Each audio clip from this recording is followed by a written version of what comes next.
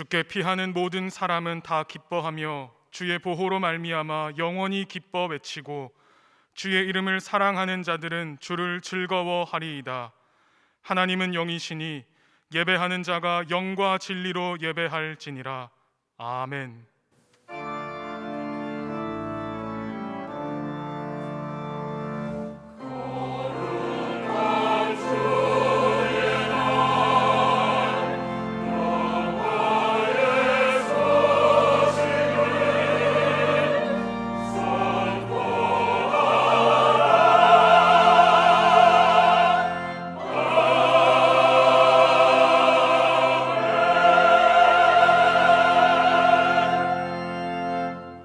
다 함께 일어나셔서 주께서 높은 보좌에 찬양하겠습니다.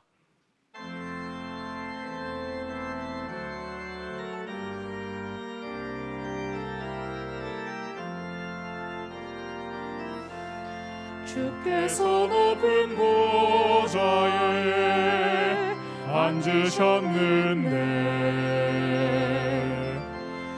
그 옷자락은 성전에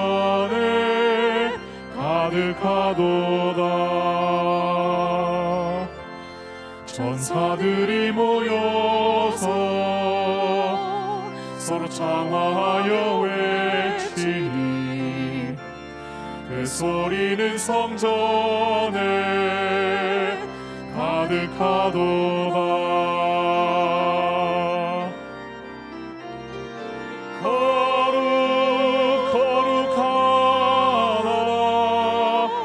만군의 여호와 그 영광이 온 땅에 충만하시도다. 주께서 높은 보좌에 앉으셨는데 그 옷자락은 성전에 가득하도다. 천사들이 모여서 서로 장화하여 외치니 그 소리는 성전에 가득하도다.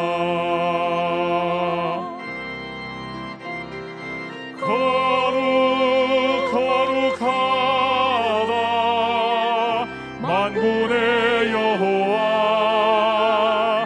그 영광이 온 땅에 충만하시도다. 거룩하다. 만군의 여호와 그 영광이 온 땅에 충만하시도다.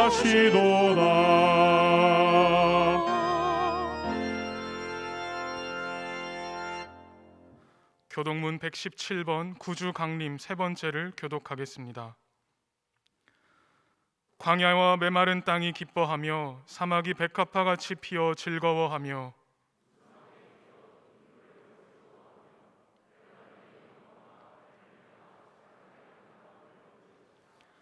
그것들이 여호와의 영광 곧 우리 하나님의 아름다움을 보리로다.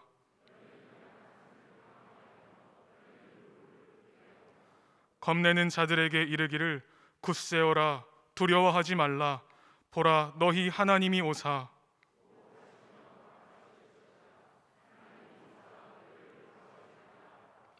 그때에 맹인의 눈이 밝을 것이며 못 듣는 사람의 귀가 열릴 것이며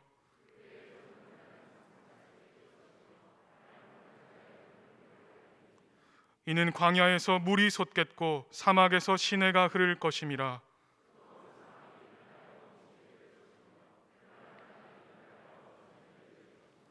승냥이의 눕던 곳에 풀과 갈대와 부들이 날 것이며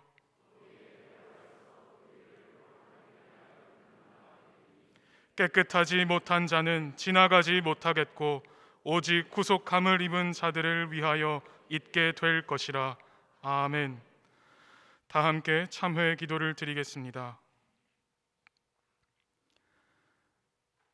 거룩하신 하나님 아버지, 아무런 공로가 없는 우리를 예수님의 십자가 은혜로 거듭나게 하시고 하나님의 자녀 삼아 주시니 감사합니다. 그러나 저희들의 지난날의 삶을 돌아보면 하나님의 자녀다운 모습이 보이지 않았습니다. 마땅히 끊어내야 할 죄악을 버리지 못하였고 행하지 말아야 할 악한 행실은 계속하였습니다. 사랑하고 아껴 주어야 할 이웃을 향해서는 시기하고 분노하며 무관심하였습니다. 하나님 나라를 위해 써야 할 육신의 지체들은 쾌락의 도구로 사용하였습니다. 이 시간 우리의 삶을 돌아보며 통회하는 마음으로 회개하오니 원망이 가득했던 입술에 찬양이 돌아오게 하시고 쾌락을 위해 사용했던 육신은 주님의 뜻을 이루는 도구로 우리를 회복하여 사용하여 주시옵소서. 이제 하나님과 나만이 아는 죄를 침묵으로 고백하오니 들어 주옵소서.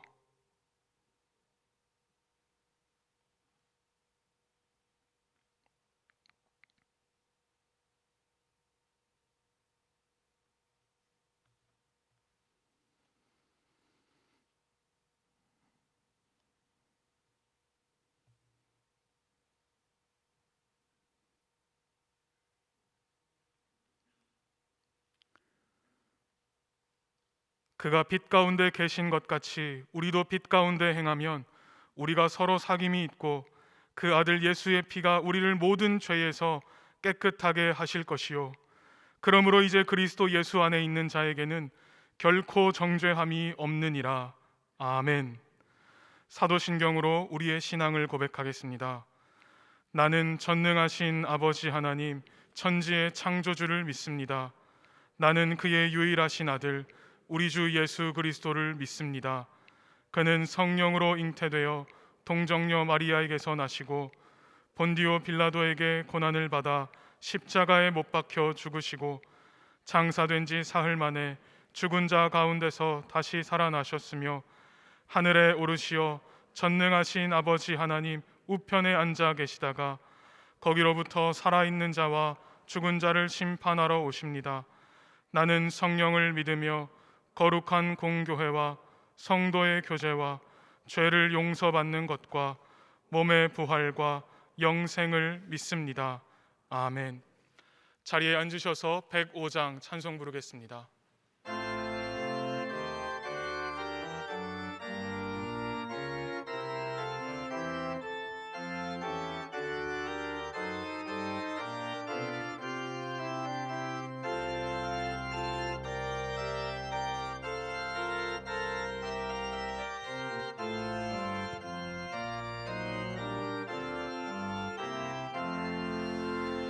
오랜 동안 기다리던 주님 강림하셔서 죄에 매인 백성들을 자유 얻게 하시네. 주는 우리 소망이요 힘과 위로시네.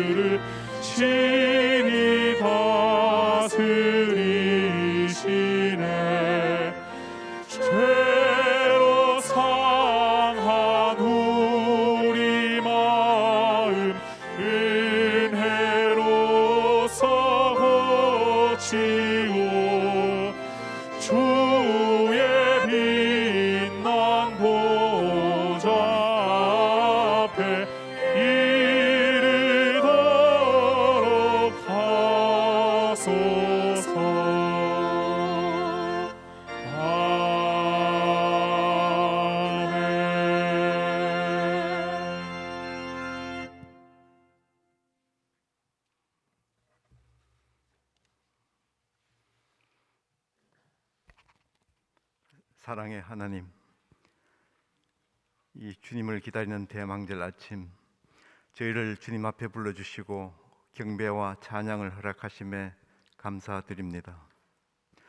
오래전 이 땅에 이미 오시어 십자가의 보혈로 저희를 구원하신 우리의 주님, 그 주님을 오늘도 찾아 나섰지만 주님은 어디 계신지 보이지 않습니다.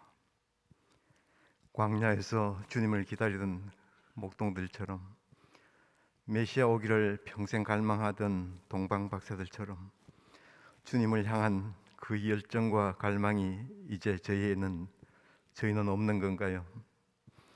주님, 이미 제 마음에 오신 주님, 날마다 저를 부르시는데 왜 그렇게도 외면하며 살아왔는지요? 왜 주님을 듣지 못하고 있나요? 돈, 권력, 명예, 세상 헛된 것들에 왜 지독하게도 집착해 왔는지 한탄스럽습니다. 주님을 잃어버린 저희는 편가르기 싸움에 속절없이 휩쓸려 버렸고, 그리스도인을 비난하고 경멸함에도 속수무책으로 살고 있음을 고백합니다. 이제 아무것도 보이지 않는 캄캄한 들판, 의지할 것 없는 광야에서 주님을 찾아 헤맵니다. 주님, 영적으로 무지한 저희를 위해 주님의 음성을 들려주시옵소서. 마땅히 주님 만나야 할 곳으로 인도해 주십시오. 말구이처럼 더러운 우리 마음을 비우고 이제 순결한 마음으로 다시 찾아오실 주님을 기다리겠습니다. 매일 매 시간 삶의 현장에서 주님과 만나기 원합니다. 주님 모습 보여주십시오. 나의 일터에서, 나의 가정에서, 그리고 공동체에서 우리 주님의 마음으로 살고 싶습니다. 이 땅 모든 열방에 주님의 사랑이 넘치도록, 주님 말씀이 역사하시도록 소망하며 주님과 함께하기를 간구합니다. 주님, 국내외 선교사님들과 주님의 일을 더 잘하고 싶습니다. 특히 내년부터 필리핀 몬탈반 지역 청소년 교육 사역에 동참하려 합니다. 믿음의 선배 동역자를 통해 보여주신 열방의 부르 청소년들을 향한 주님의 사랑을 저희도 깊이 느끼기 원합니다. 저희가 감사하는 마음으로 이를 준비하고자 하오니 성령이여 저희를 도우십시오. 또 주님께서는 베트남의 어려운 중병 환자와 그 가정들을 긍휼히 여기사 하노이 지역의 호스피스 요양원 건립과 운영을 계획하셨습니다. 그곳 의료 선교사와 주님의 교회 호스피스 팀, 의료 선교팀을 통해 그 꿈을 보이셨으니 우리 성도들도 그 귀한 사역 위하여 주님과 함께 합심 기도하며 준비하고 또 기쁘게 참여하기를 소망하오니 주님 들어주시옵소서. 코비드 팬데믹으로 여전히 위험 속에 있는 저희와 이 땅의 백성들 위해서 또 기도드립니다. 주님, 이들을 긍휼히 여기시어 속히 헤쳐나갈 수 있는 지혜를 주시옵고 서로를 위해 기도하며 도울 수 있도록 인도해 주시옵소서. 자유와 인권이 탄압받는 북한과 아프가니스탄, 미얀마, 세계 곳곳의 백성들이 주님 구원하심을 믿고 또 소망하며 살아가게 주님 도와주시옵소서. 오늘 말씀 선포하시는 이은석 목사님 위해 기도드립니다. 지난 6년간 한결같이 주님 말씀 받들어 주님의 교회를 섬기신 그 헌신을 주님께서는 아십니다. 이후에도 주님을 향한 목사님의 믿음을 굳게 지켜주시고 주님 예비하신 길로 인도해 주시옵소서. 목사님, 오늘 말씀 선포하실 때에 주님 홀로 영광 받으시옵소서. 시온 찬양대와 성도들이 올리는 찬양 주님 흠양하여 주시옵소서. 이 시간 성령님 저희와 함께 하시기를 바라오며 모든 말씀 우리 믿음의 근원이 되시는 우리 주 예수 그리스도 이름 받들어 기도드립니다. 아멘.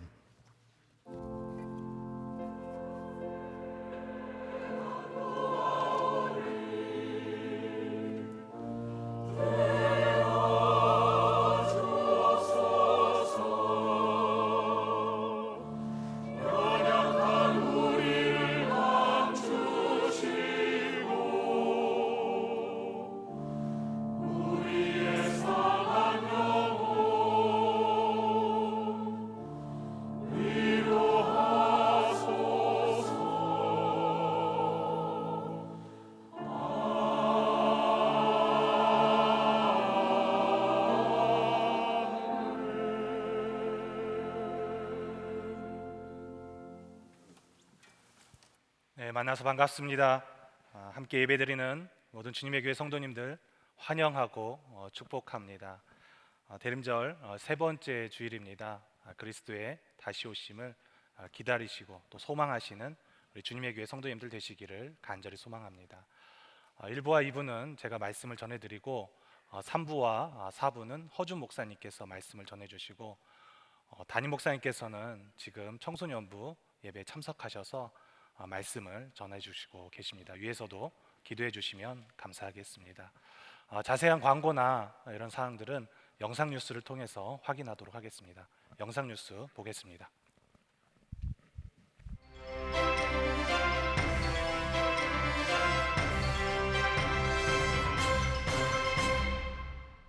성도 여러분, 한 주간 평안하셨습니까? 2021년 12월 둘째 주에 전해드리는 주님의 교회 뉴스입니다. 먼저 예배 안내입니다.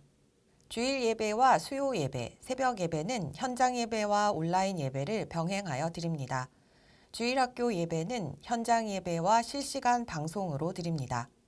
가정 예배는 유튜브 주님의 교회 채널에 업로드되는 주님과 함께 가정 예배 본문으로 드립니다. 헌금은 주보 뒷면에 기록된 예금 계좌로 온라인으로 드릴 수 있습니다. 12월 연말 연시 예배 안내입니다. 성탄 가족 예배는 12월 19일 4부 예배 시, 성탄 예배는 12월 25일 오전 9시와 11시, 송구영신 예배는 12월 31일 오후 11시에 드립니다. 작게, 낮게, 아래로 2021년 온 가족이 함께하는 대림절에 많은 참여를 바랍니다. 주님의 교회 유튜브 채널에 업로드된 영상을 보며 누가복음 2장 14절 말씀을 암송한 후 대림절 주간 활동을 통해 성탄의 의미를 묵상합니다. 2021년 성탄절 맞이 생명사랑, 이웃사랑 캠페인 안내입니다. 12월 12일부터 26일까지 3주간 동안 드려지는 성탄절 헌금은 코로나로 어려워진 이웃들을 위해 전액 사용됩니다. 교회 내 지역사회, 미자립교회, 국내 체류 중인 선교사 가족 등을 지원합니다. 온 가족이 함께하는 성경필사 안내입니다. 2022년 1월 1일부터 3월 9일까지 사도행전 성경필사가 진행됩니다. 2021년 진행되었던 성경필사책을 합본해 드립니다. 성경필사책 3권을 필사하신 분은 1월 31일까지 각 교구 담당 목사님에게 제출하시면 필사책을 합본해 드립니다. 그 외 뉴스를 전해드립니다. 유아세례 안내입니다. 교육은 오늘과 다음 주 온라인으로 진행됩니다.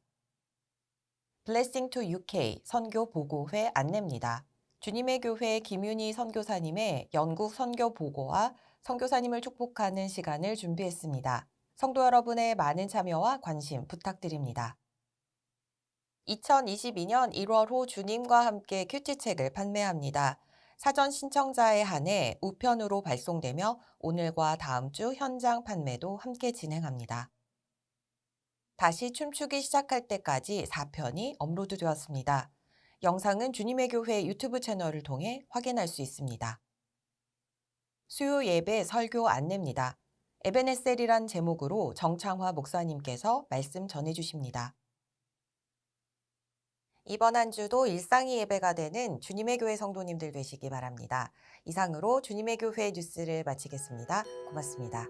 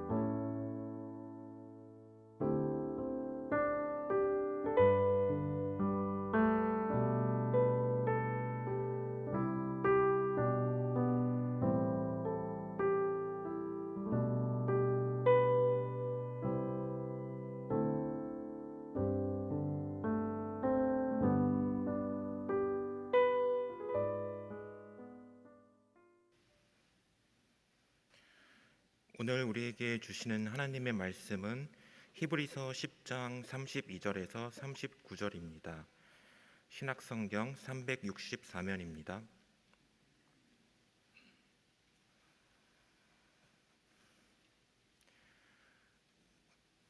전날에 너희가 빛을 받은 후에 고난의 큰 싸움을 견디어낸 것을 생각하라.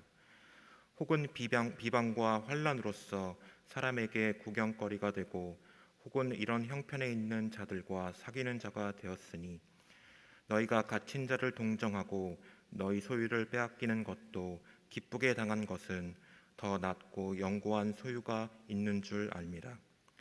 그러므로 너희 담대함을 버리지 말라. 이것이 큰 상을 얻게 하느니라. 너희에게 인내가 필요함은 너희가 하나님의 뜻을 행한 후에 약속하신 것을 받기 위함이라. 잠시 잠깐 후에 오실 이가 오시리니 지체하지 아니하시리라. 나의 의인은 믿음으로 말미암아 살리라. 또한 뒤로 물러가면 내 마음이 그를 기뻐하지 아니하리라 하셨느니라. 우리는 뒤로 물러가 멸망할 자가 아니요 오직 영혼을 구원함에 이르는 믿음을 가진 자니라. 아멘. 이 시간 나라와 민족과 열방을 위해서 함께 기도하겠습니다. 코로나19로 인한 어려움의 상황 속에서도 하나님의 보이지 않는 손길이 우리를 붙잡고 계심을 기억하게 하옵소서. 코로나에 감염되어 병마와 싸우고 있는 이들과 방역 일선에서 수고하시는 모든 이들에게 힘과 용기를 더하여 주옵소서. 세계 곳곳의 갈등의 상황 가운데에 하나님께서 개입하셔서 참된 평화와 정의가 임하게 하시고 복음이 전파되어 구원의 역사가 일어나게 하옵소서. 이 시간 나라와 민족과 열방을 위해서 통성으로 기도하겠습니다. 하나님 아버지 감사합니다. 코로나19의 바이러스의 어려움 속에서도 여기까지 우리를 지켜주시고 인도해 주시니 감사합니다. 우리나라가 이 어려움의 시간을 잘 이겨내게 하시고 특별히 현재 어려움이 예수님의 사랑과 회복을 경험하는 계기가 되게 하여 주시옵소서. 그래서 우리 모두에게 하나님이 주시는 참 평안이 있게 하여 주시옵소서. 고통 속에 있는 환자들과 가족들에게 치유의 은혜와 소망과 용기를 허락하여 주시고 방역과 의료 현장에서 최선을 다하는 의료진과 공무원 봉사자들에게 지혜와 능력을 더하여 주시옵소서. 하나님 아버지 한국 교회를 불쌍히 여겨 주셔서 이 어려움의 시간을 통해 희망의 교회로 거듭나게 하시고 세상의 빛과 소금으로 살아가게 하여 주시옵소서.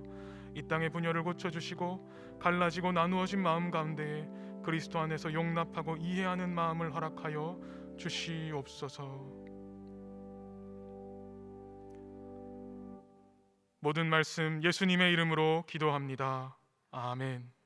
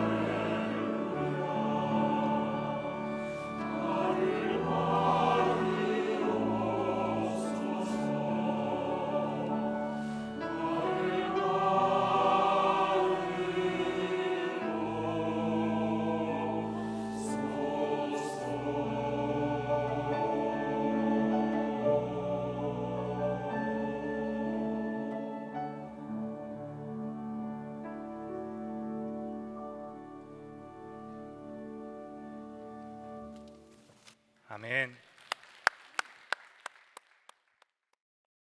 만나서 반갑습니다. 주님의 교회에서 6년째 사역을 하고 있는 이은석 목사입니다. 일부 때는 인사를 하지 않았는데요. 코로나이긴 하지만 우리 좌우 앞뒤 귀한 성도님들 보시면서 인사 이렇게 했으면 좋겠습니다.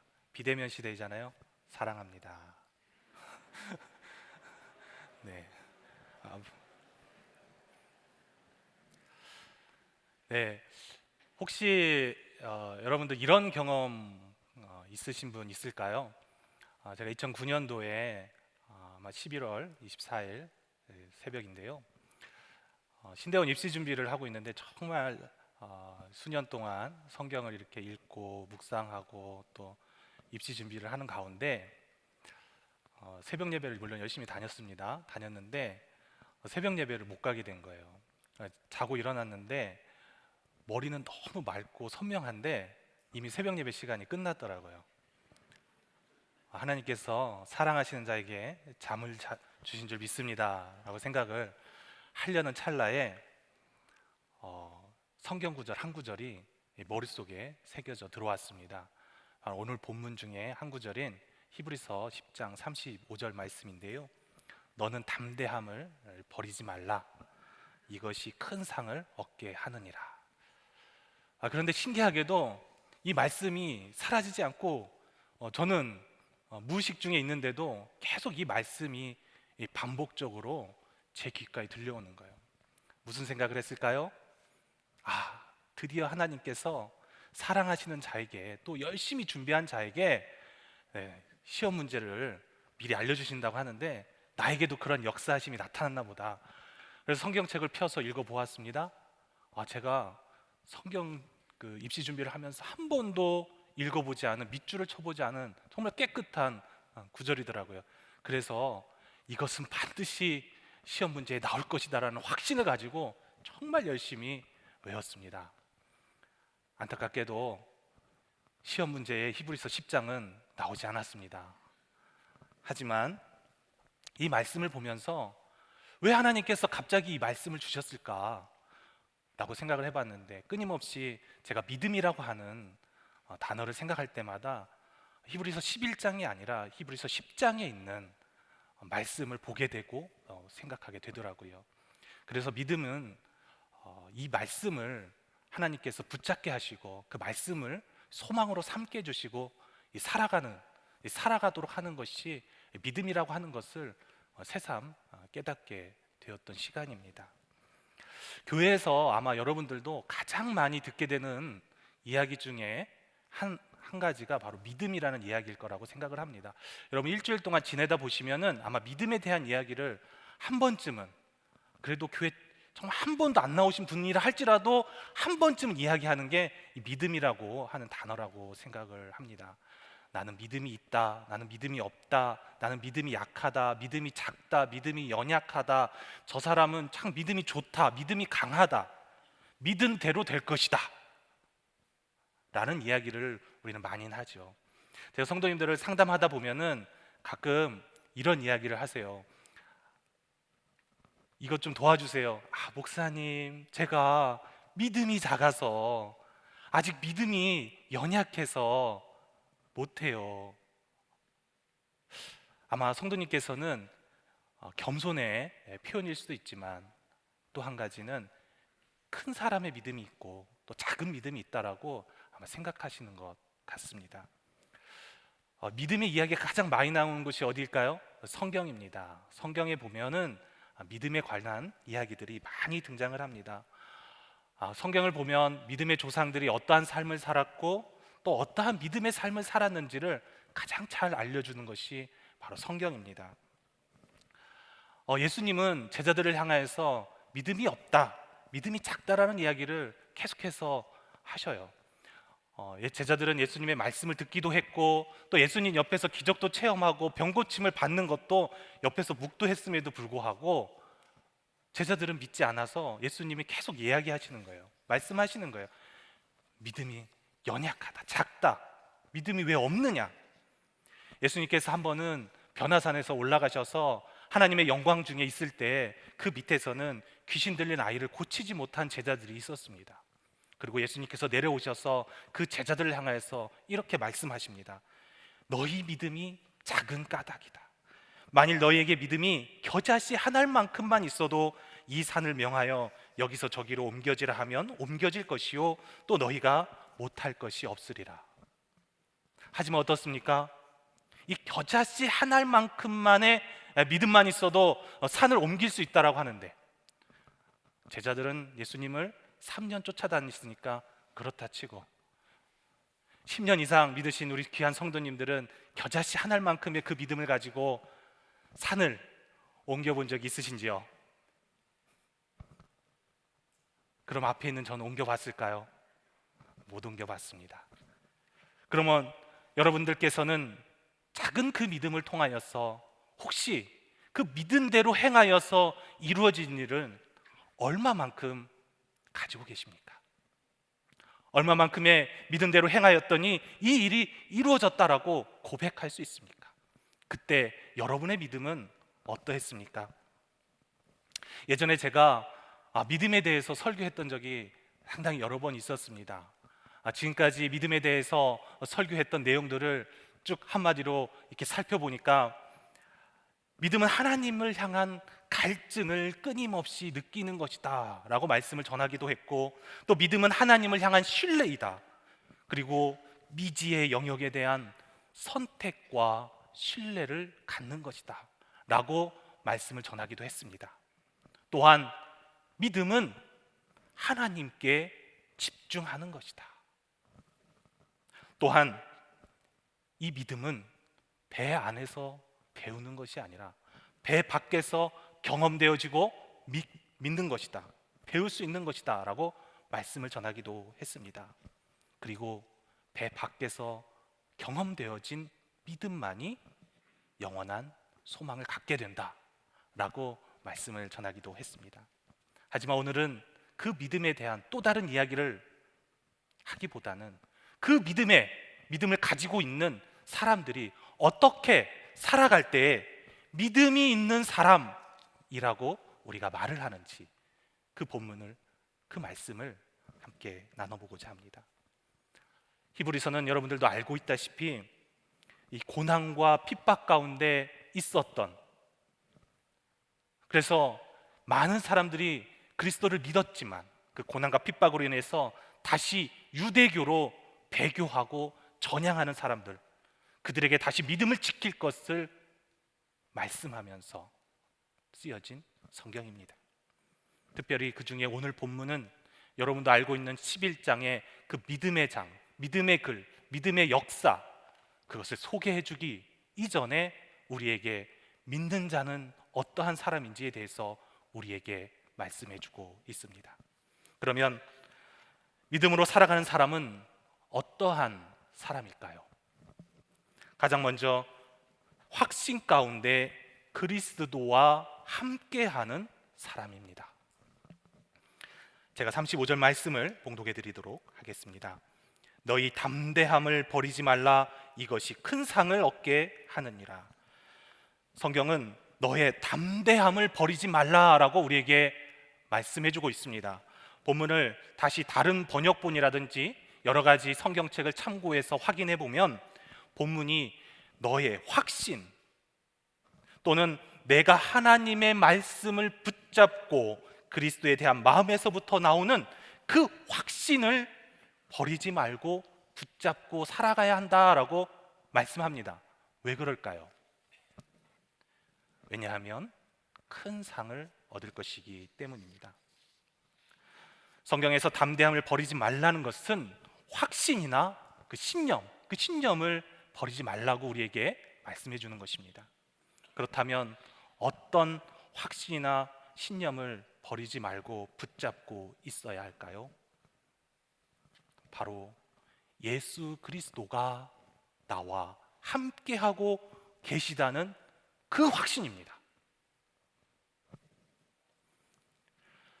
하나님이, 예수 그리스도가 나와 함께하고 있다는 것, 여러분, 그것은 우리가 머리로 이해하고 끊임없이 반복적으로 외운다고 해서 알게 되는 것이 아닙니다. 예수 그리스도가 나와 함께하고 있다는 것, 그것은 경험을 통해서만 알 수 있는 것입니다. 여러분, 제가 쭉 지켜보니까 여러분들은 자녀들을 키워본 경험이 있을 것 같습니다. 여러분, 어린아이가 혼자 놀다가 언제 제일 목소리가 커지고 당당해진 줄 아십니까? 놀이터에서 놀고 있던 아이가 조금 목소리가 주눅들어 있다가도 언제 목소리가 갑자기 커질까요? 그것은 엄마 아빠가 자신을 보고 있다라는 것, 그리고 자신의 눈에 엄마 아빠가 눈에 들어올 때입니다. 아이가 뒤도 안 돌아보고 뛰어갑니다. 그런데 뛰어가다가도 뒤를 돌아보지요. 왜 돌아볼까요? 엄마 아빠가 자신을 보고 있는지 안 보고 있는지 확인하기 위해서입니다. 없으면 돌아오고 있으면 계속 뛰어갑니다. 믿음의 사람도 마찬가지입니다. 하나님이 나와 함께 하고 있다라는 그 확신이 있을 때 믿음의 사람은 담대해지고 두려움, 근심, 염려가 사라지게 되는 것입니다. 그런데 마치 우리는 그 믿음의 삶을 살아가다가 끊임없이 하나님과 함께 하고 있다는 것을 알지만, 믿지만, 그런데 어느 순간 폭포수처럼 믿음이 떨어질 때가 반드시 옵니다. 그리고 말하지요. 하나님은 왜 나를 돌아보지 않느냐고, 하나님은 왜 나를 지켜주지 않느냐고, 왜 나와 함께 하지 않느냐라고 아마 질문을 하실 것입니다. 그런데 여러분, 잘 생각해 보십시오. 우리 주님께서 언제 여러분들을 혼자 내버려 둔 적이 있습니까? 여러분을 유기한 적이 있습니까? 제가 좋아하는 책 중에서 엔도 슈샤크라고 하는 그 침묵의 책의 마지막 부분입니다. 자신을 한 번도 불러주지 아니하시고 자신과 함께하고 있지 않다라고 생각했던 그 로드리고 신부는 이렇게 말을 합니다. 주여, 당신이 언제나 침묵하고 계시는 것을 원망하고 있었습니다. 이건 사실 우리의 고백이지요. 하지만 하나님은 이렇게 말씀합니다. 나는 침묵하고 있었던 게 아니다.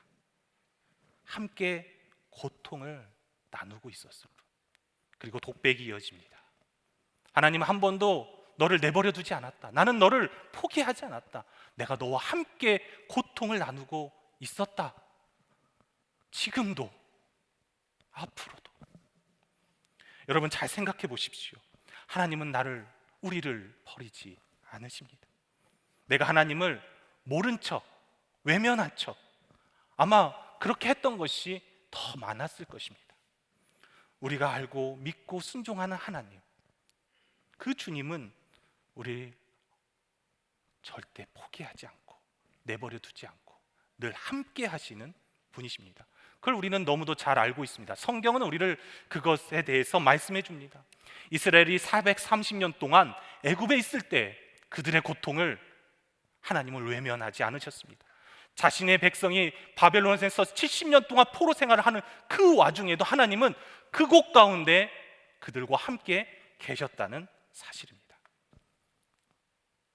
다윗이 고난 가운데 있을 때, 그리고 하나님이 자신을 지켜주지 않는다라고 생각할 때, 그때 늘 하나님께서는 다윗과 함께 그곳 가운데 계셨고 그곳 가운데 그를 붙들어 주셨습니다. 그것을 친히 경험했던 다윗은 시편 139편에서 이렇게 고백합니다. 내가 하늘에 올라갈지라도 거기 계시며 스올에 내 자리를 펼지라도 거기 계시니이다. 내가 새벽 날개를 치며 바다 끝에 가서 거주할지라도 거기서도 주의 손이 나를 인도하시며 주의 오른손이 나를 붙드시리이다. 하나님은 이곳에서 계시지 않을 거야, 나를 돌아보지 않는다라고 생각하는 그때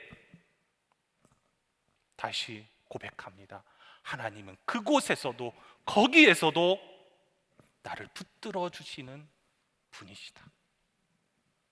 그분이 바로 우리가 믿는 하나님입니다. 그걸 믿고 확신하며 그리스도와 함께 그리스도를 붙잡고 살아가는 사람, 그 사람이 바로 믿음의 사람입니다. 그렇습니다.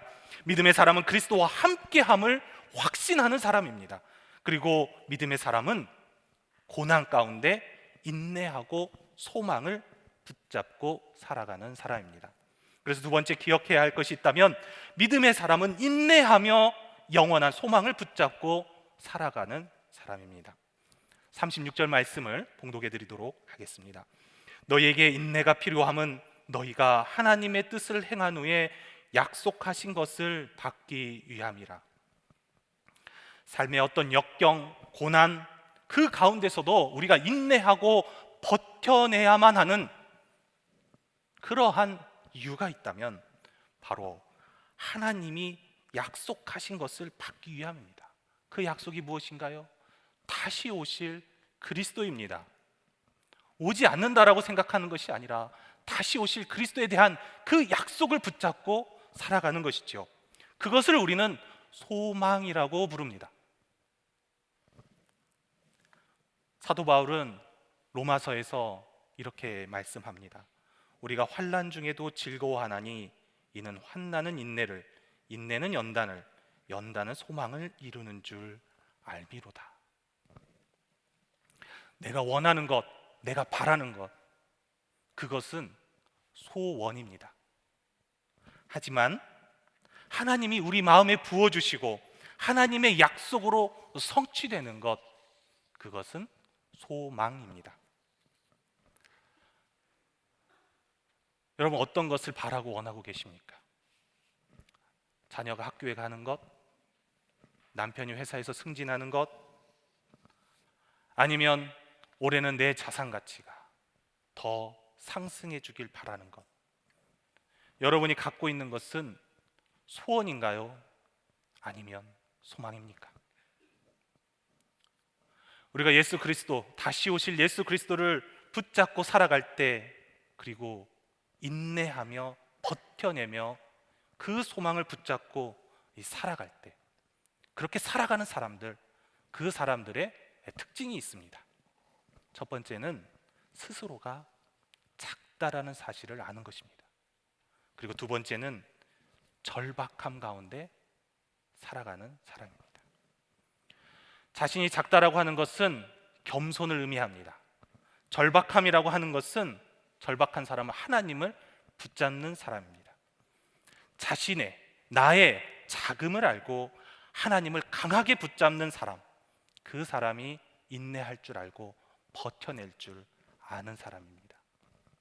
여러분, 그런데 버텨내다 보면 삶의 무게가 그렇게 가볍게 느껴지시던가요?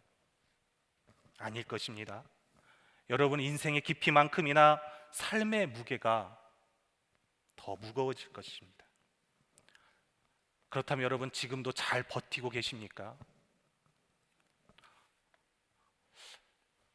제가 이 말씀을 준비하면서 내가 언제 가장 힘들었을 때 어떻게 버텼을까?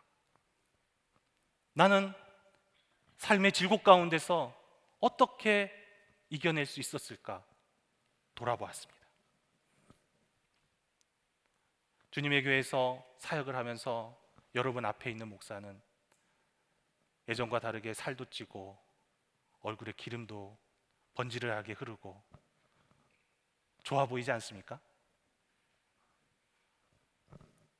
하지만 제가 예전에 등록금이 없어서 여름에는 막일도 해보고 알바도 하면서 등록금을 한 학기씩 냈던 적이 있습니다.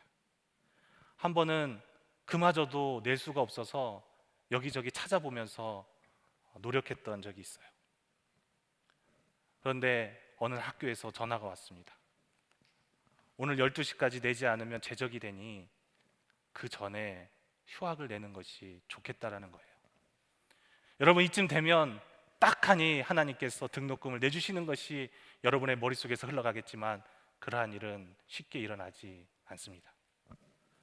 그러한 절박함 가운데 그 어려움의 시간을 보낼 때마다 저는 하루하루를 버텨냈습니다. 아마 여러분들도 그러한 버팀의 시간들이 있었을 것입니다. 그리고 내 자녀가 지금 버티고 있다면 아마 비슷한 심정으로 말씀하고 있을 것이라 생각이 됩니다. 도와줄 수 없고 안타까운 마음에 저희 어머니께서는 그 매일 아침 가방을 메고 나가는 저에게 이렇게 말씀해 주셨습니다. 아들, 힘내. 엄마가 기도하고 있다. 엄마가 기도하고 있으니까 힘내. 그렇게 학교를 다니면서 버거워질 때쯤 가끔씩 저를 사랑하시고 아껴주시던 저 이모는 저한테 전화를 내서 이렇게 이야기하셔요. 은서가, 이모가 아침에 기도했다. 우리 사랑하는 아들 하나님이 도와주지 않으면 저 어린 것이 어떻게 살아가겠냐고 따지며 기도했다. 그러니까 걱정 마라. 힘내고 당당해. 그게 믿음 있는 사람이란다.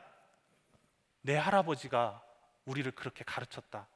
그러니 너도 그렇게 당당하게 커가라.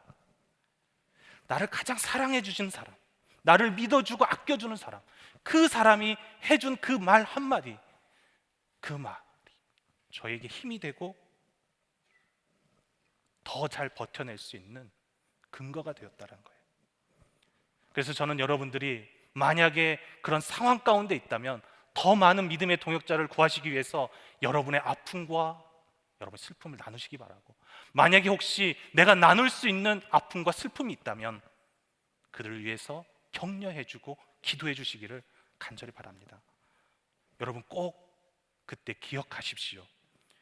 예수님께서 고난 가운데 모든 고난을 마치고 십자가를 짊어지시기 위해서 달려가던 그 마지막 순간에 예수님 기도하시고 제자들에게 이렇게 말씀해 주셨습니다.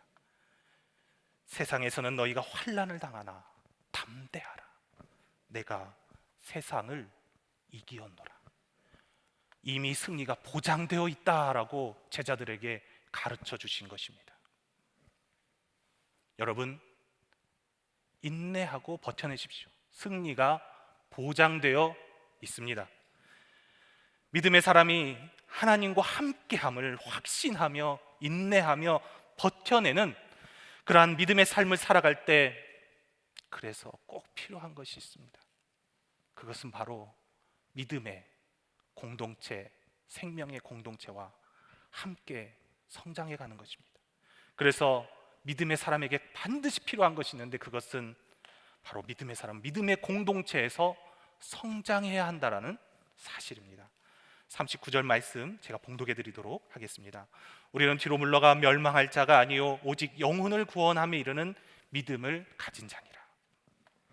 본문에 등장하는 믿음을 가진 자는 생명을 얻은 사람이라고 번역이 가능합니다.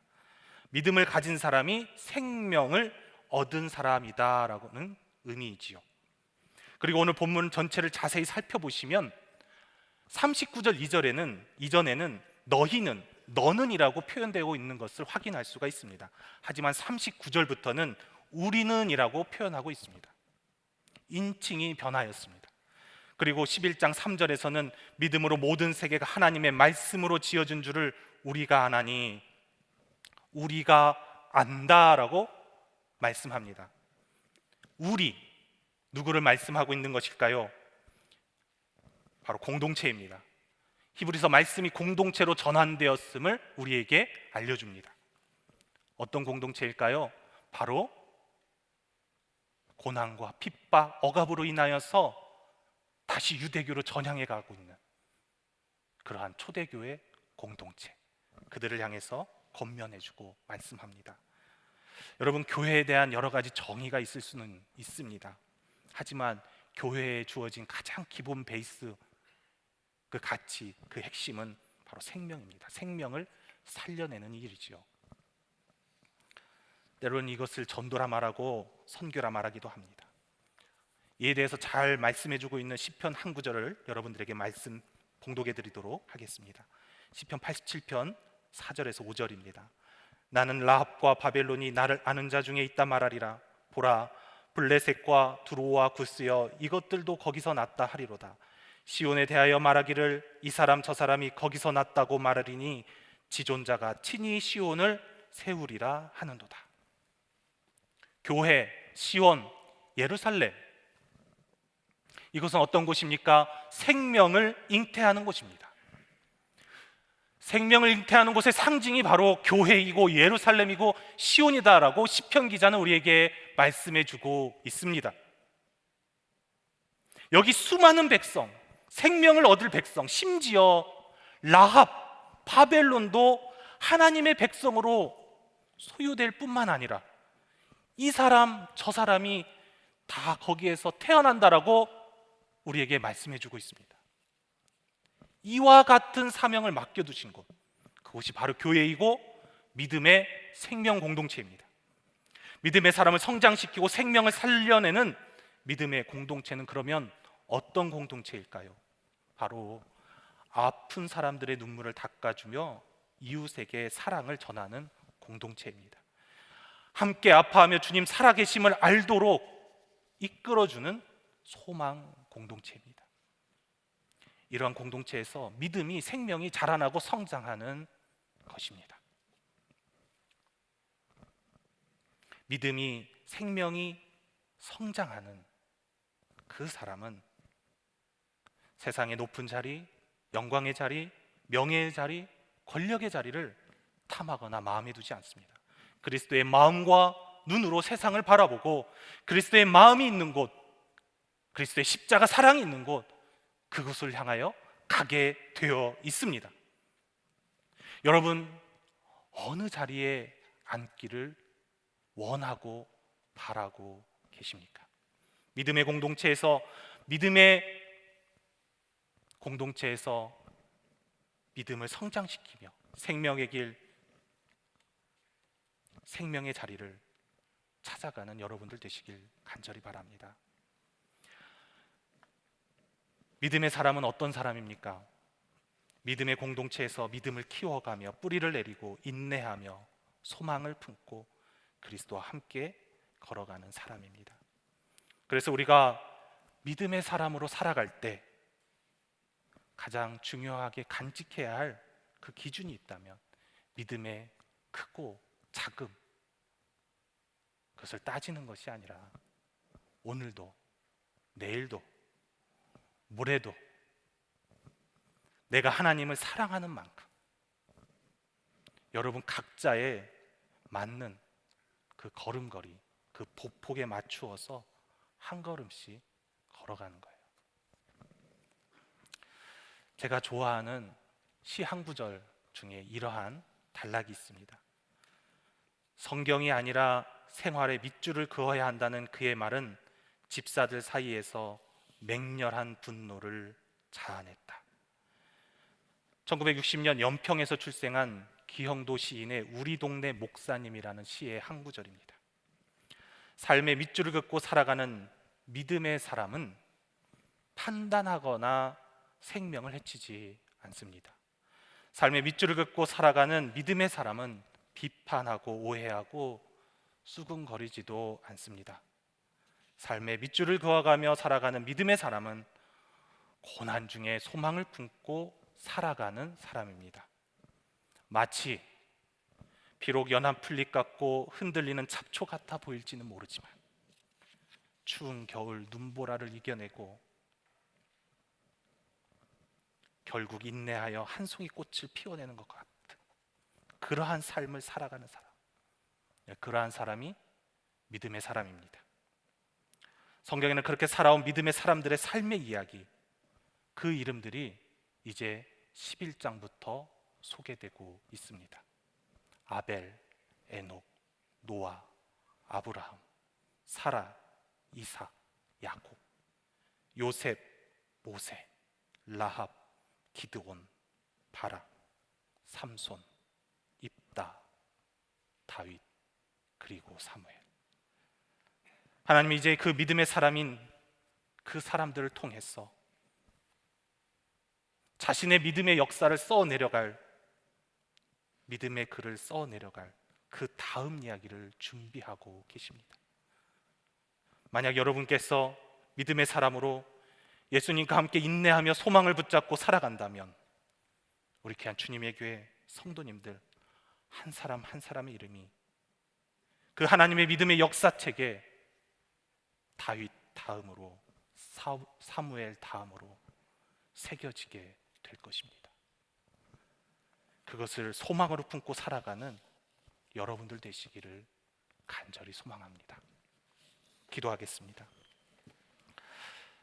하나님, 믿음의 사람, 믿음을 가진 자로 삶의 밑줄을 그어가며 살아갈 때 마치 불로 둘러싼 성곽처럼 성령님 친히 보호하여 주셔서 세상이 감당할 수 없는 믿음의 사람이 되게 하여 주시옵소서. 그래서 하나님의 나라의 역사에 귀 쓰임 받을 뿐만 아니라 그 이름이 하나님의 책에, 하나님의 손바닥에 새겨져 히브리서 11장에 소개된 믿음의 조상들 이후에 믿음의 이름으로 기록되어 불리게 하여 주시옵소서. 믿음의 사람으로 믿음의 역사를 써내려가길 간절히 소망하며 이 모든 것 예수님의 이름으로 기도드립니다. 아멘. 주신 말씀을 생각하며 300장 찬송 부르겠습니다.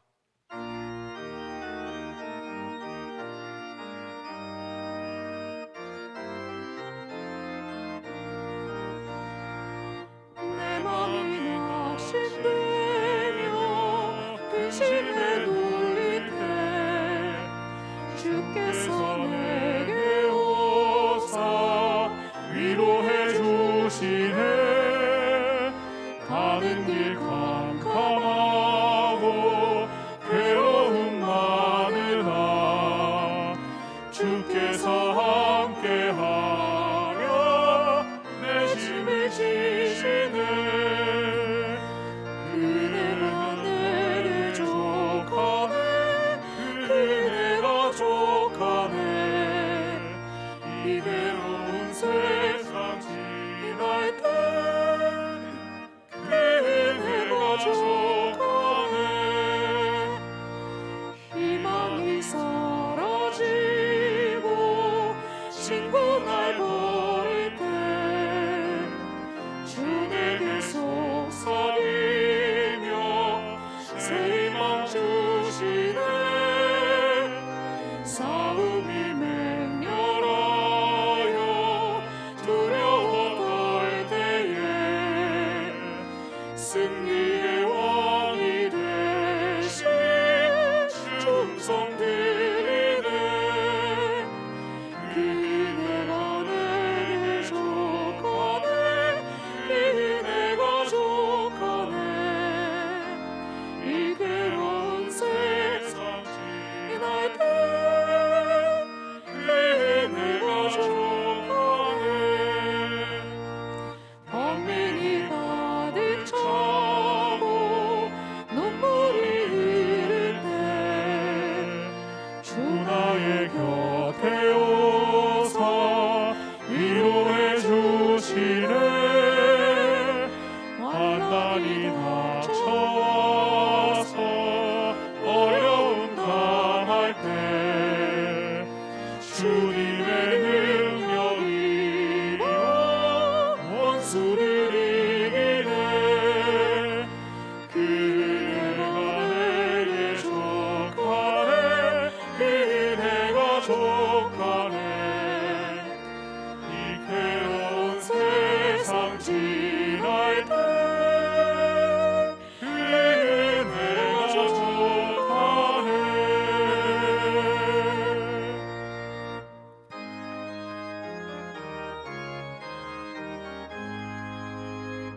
만복의 근원 하나님, 온 백성 찬송 드리고 저 천사여 찬송하세. 찬송 성부 성자 성령.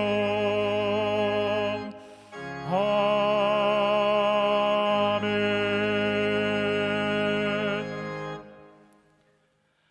만복의 근원이신 하나님, 거룩하고 복된 날 이 땅의 모든 생명들이 하나님이 주시는 안식의 은총과 부활의 은총으로 말미암아 예배케 하여 주심에 감사드립니다.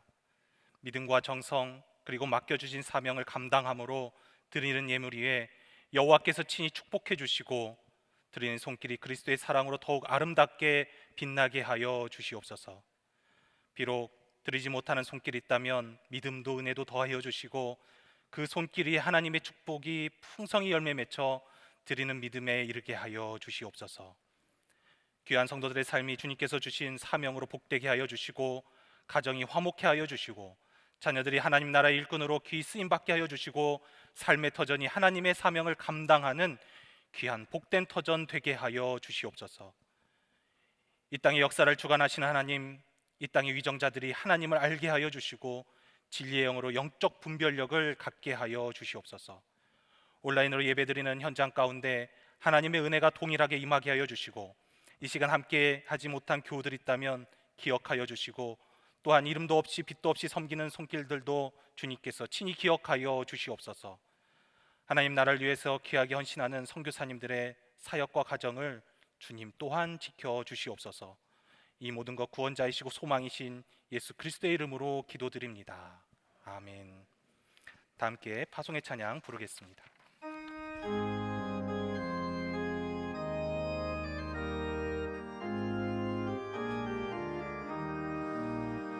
주께 두 손 모아 비나니 그 신은 총배 부사 밝아오는 이 아침을 환히 비춰주소서. 오 주 우리 모든 허물을 보혈의 피로 씻기어 하나님 사랑 안에서 행복을 갖게 하소서. 서로 믿음 안에서 서로 소망 가운데 서로 사랑 안에서 손잡고 가는 길. 오 주 사랑의 종소리가 사랑의 종소리가 이 시간 우리 모두를 감싸게 하여 주소서. 주께 두 손 모아 비나니 그 신은 총배 부사 주가 예비하신 동산에 항상 있게 하소서. 오 주 우리 맘의 새빛이 어둠 밝게 하시고 진리의 말씀 안에서 늘 순종하게 하소서. 서로 참아주면서 서로 감싸주면서 서로 사랑하면서 주께로 가는 길.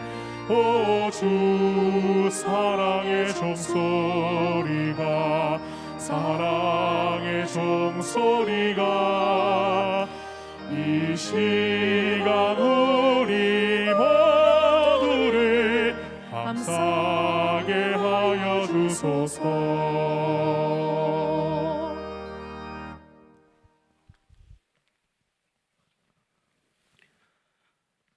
이제는 언제 어디서나 늘 동행해 주시는 예수 그리스도의 은혜와 하나님 아버지의 무한하신 사랑과 소망을 품는 자를 생명으로 인도하시는 성령님의 교통하심이 한 걸음씩 나아가는 믿음의 성도들과 삶의 밑줄을 그어가는 삶의 순례자들과 그들의 삶의 터전 위에